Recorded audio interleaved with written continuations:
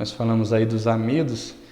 Agora, suco adoçado, açúcar no geral, esses aí realmente tem que evitar.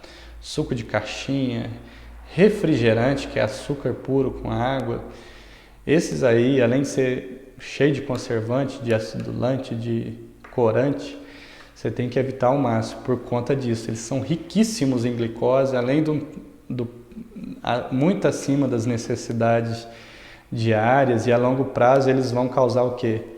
O açúcar em excesso causa, como eu já falei, hiperinsulinemia, pode aumentar a pressão, pode aumentar o diabetes, pode aumentar as doenças cardiovasculares e aumenta o risco de câncer. Para você ter uma ideia, a insulina é um hormônio que, quando ela aumenta demais, aumenta também o TGF, que é um fator de crescimento trófico relacionado à insulina, IGF-beta, IGF. Eu vou colocar os termos certos, mas assim, que pode predispor ao aumento do câncer. É até colocado alguns autores que alguns tipos de câncer, o ideal é você tirar todo o carboidrato, porque a glicose é o principal combustível de crescimento das neoplasias, dos cânceres, né? Então, como é um problema, né, os açúcares? Você vê que a nossa dieta hoje é riquíssima em açúcar, né? Junto aí com a farinha, né? A farinha é um açúcar também. Eu vou fazer um vídeo só sobre a farinha de trigo e o glúten, né? Mas assim, como são os principais vilões aí? Outro vilão que eu colocaria dos alimentos processados é a gordura trans, que também acha nesses biscoitos, nessas guloseimas, nesses doces, que é a gordura que são ricos em quê? Gordura vegetal hidrogenada, né? É um problema sério aí pior, aumenta o LDL e abaixa o HDL, piora o perfil lipídico, aumenta o risco de doença cardiovascular também. E a maioria desses produtos de padaria é com esse negócio. Pra você ter uma ideia, a margarina, que é uma gordura hidrogenada,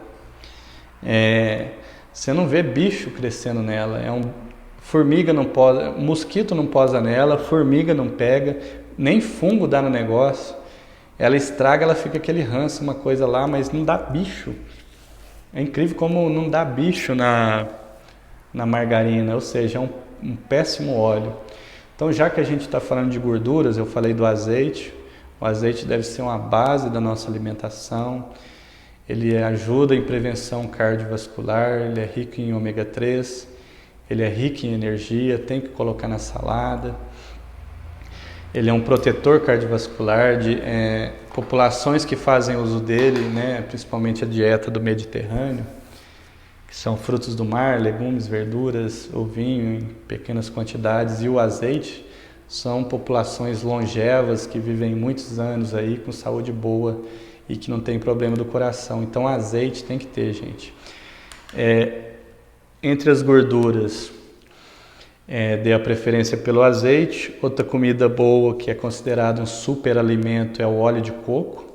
Apesar de ser muito criticado, a gente pode falar só sobre o óleo de coco no segundo momento, mas para adoçar, por exemplo, um café ou adoçar um suco, porque ele tem um sabor um pouco adocicado, ou para fritura, para cozimento de coisas que vão ser mais doces em geral, o óleo de coco é uma boa pedida e é um bom alimento. Por incrível que pareça, ele ajuda na perda de peso. Foi crucificado aí por algumas sociedades aí, mas é um ótimo alimento. Por exemplo, ele é indicado, tem históricos assim de melhora de sintoma cognitivo, né, de melhora na memória em pacientes com Alzheimer que fizeram o uso do óleo de coco. Tem até um protocolo que tem indicação de tomar 3 colheres de óleo de coco por dia para melhorar os sintomas da doença de Alzheimer. Por quê? Porque o nosso cérebro é 70% gordura, então não tem por que tirar gordura. Na realidade, um dos grandes vilões foi a gordura por muitos anos. Isso é um estudo grande na jornal britânico, né, de medicina, BMJ, mostrando que a longo prazo o consumo de gordura não estava associado ao aumento de risco cardiovascular e morte, que foi sempre um temor nosso, né? Que dieta rica em gorduras dava infarto. E foi escondido que o problema estava, era o quê? Nos açúcares, né? Você vê como que é. Então, assim, lógico que não precisa, né? Ah, vou comer então 1 quilo de picanha por dia. Tudo, sempre o caminho é o caminho do meio, né? Do equilíbrio. Então, assim, não vejo problema nenhum comer um bife pequeno com uma faixa de gordura, não vejo problema nenhum. E para cozimento, eu falo para usar até a banha, porque ela tem mais estabilidade. Porque o pior tipo de... Porque assim, os óleos poliinsaturados são o quê? Eles têm um perfil, eles pioram o perfil lipídico, aumentando o quê? O ômega 9, que faz o efeito contrário, né? Ele é ruim para a aterosclerose, ele piora as doenças cardíacas e ele é bastante inflamatório, né? E está relacionado a câncer no geral. Você vê que os alimentos andam junto, o que é bom para inflamação, vamos dizer assim, inflamatório, acaba piorando a aterosclerose. Então, assim, quem é ruim, ele piora várias coisas ao mesmo tempo. É mais cancerígeno, piora o coração e aumenta a inflamação, né? Então, o óleo poliinsaturado se tira da sua dieta, não usa nem para cozinhar, de jeito nenhum. Então, o que? Óleo de milho, casca fora, óleo de girassol, casca fora, óleo de soja, não use, óleo de canola, joga fora. Canola é um negócio que nem existe, né? É uma sigla. Então, não faça uso de óleos poliinsaturados. Se for cozinhar, usa da preferência a banha, ou a manteiga, ou óleo de coco, ou azeite, né? Se for, então essas são as gorduras melhores. Pensando em gorduras boas, ou seja, gordura é boa porque a gordura é a base dos nossos hormônios, por exemplo, o hormônio masculino, o hormônio feminino, a base dele é a gordura. A saúde mental é altamente dependente de gordura. Nosso cérebro, 70% dele é gordura. Então, retirar a gordura não é uma coisa boa. Lógico, vem uma pequena quantidade, né? Outras gorduras boas, o do abacate. Abacate é um super alimento, rico em gorduras boas. E sementes em geral, né? Então, vamos falar de sementes, né?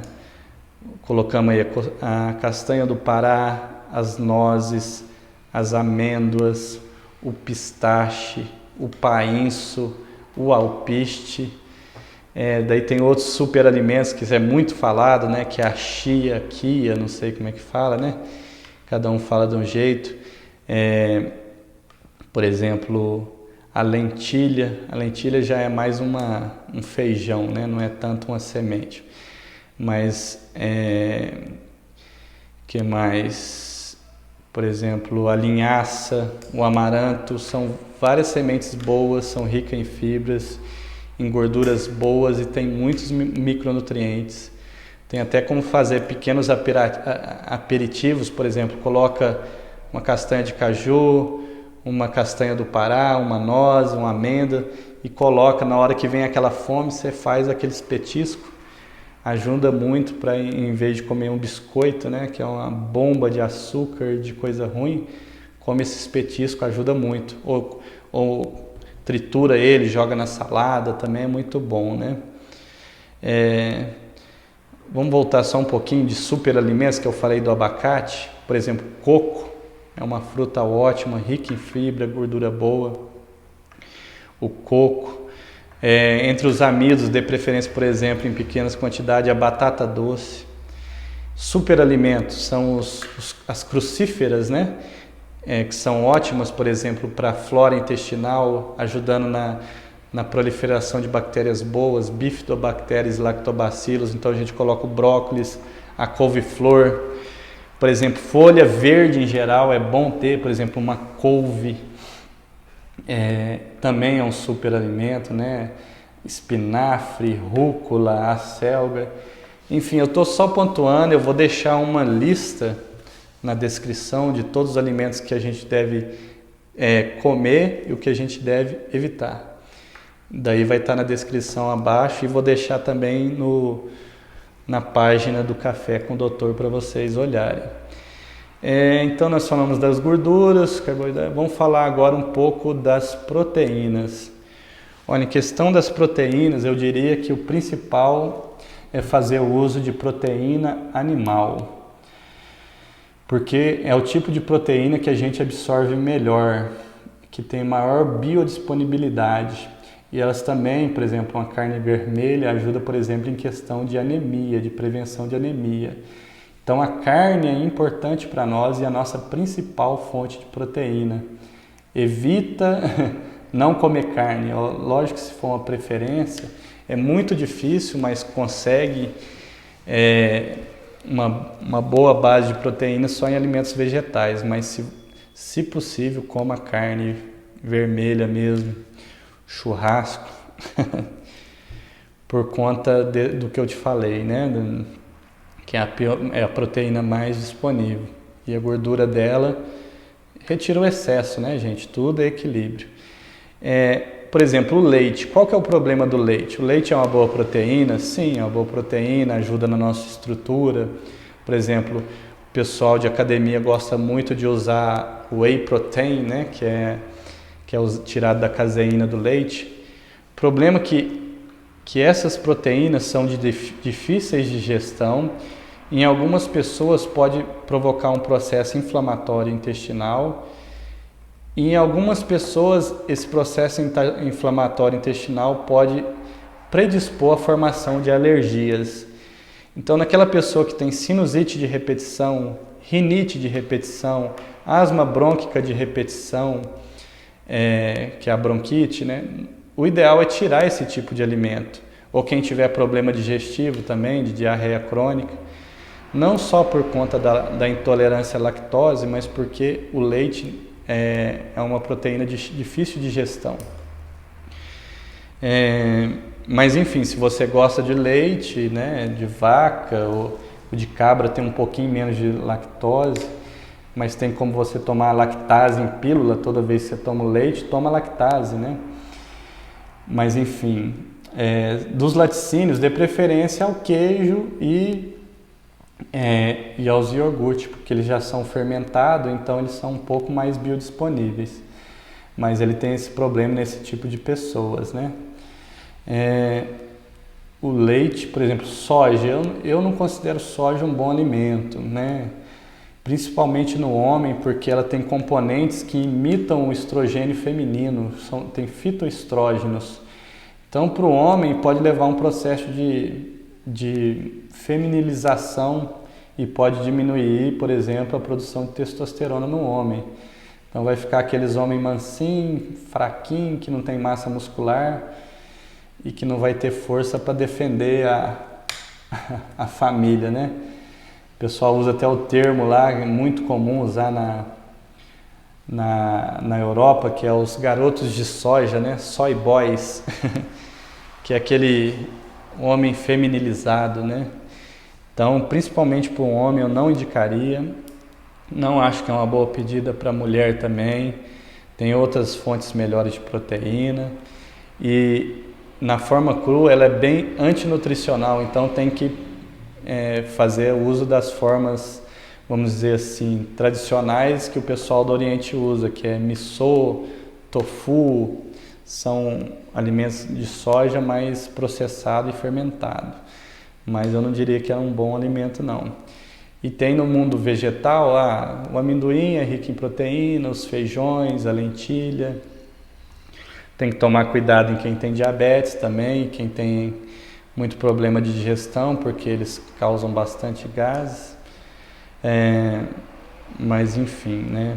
Então falamos das proteínas. O que mais, gente? Vamos falar agora das carnes, né?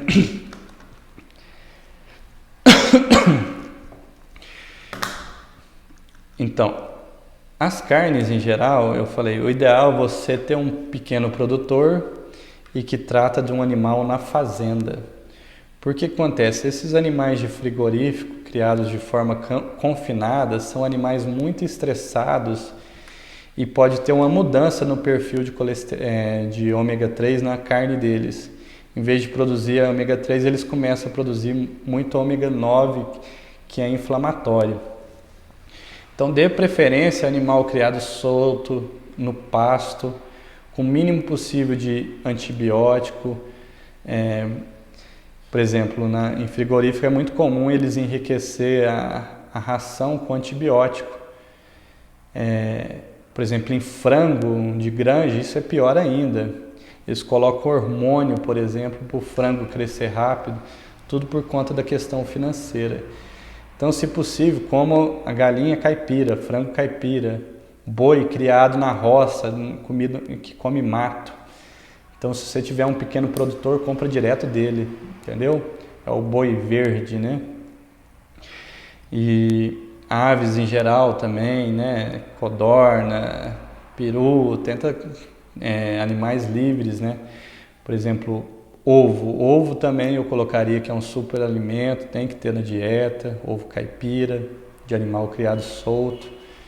É um dos melhores alimentos também, boa, rica fonte de proteínas. Então, é isso aí, gente. Eu coloquei aí mais ou menos pontos, né? Já falei que os alimentos processados são os piores tipos de gordura, os piores tipos de óleo. E espero aí que vocês possam ter uma ideia geral aí do que é bom ter na alimentação. E é bom você colocar metas, né? Então vou usar outro acrônimo MART. Você coloque metas que sejam mensuráveis, ou seja, você pode medir. Tipo assim, ó, a minha meta é parar de colocar açúcar em tudo que eu for temperar. Por exemplo, chá, não vou colocar açúcar. Café, não vou colocar o açúcar. Não adianta colocar adoçante não, tá, gente? O adoçante, o único que presta é o stevia. Ou mel, em pequenas quantidades. Então, assim, coloque metas. Outra coisa, que essas metas sejam o quê? Alcançáveis.